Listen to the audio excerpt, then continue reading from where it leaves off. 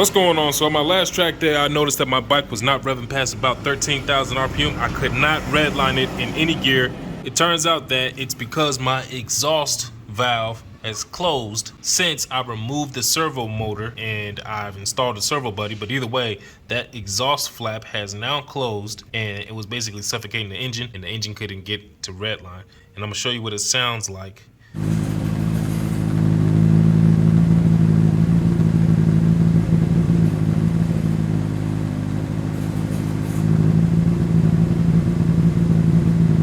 So before removing my servo, I had done my research. A lot of folks say that you could remove that servo motor and you'll be fine so long as you put a servo buddy in there. That is not the case. You could run into the same problem I had. And the only reason I found that out is because I post my problem in a CBR owners group on Facebook. A couple other folks had the same issue I did and they pointed me in the right direction. So if you remove your servo and you still got the OEM exhaust, that valve can close and you'll be stuck with the same issue I had.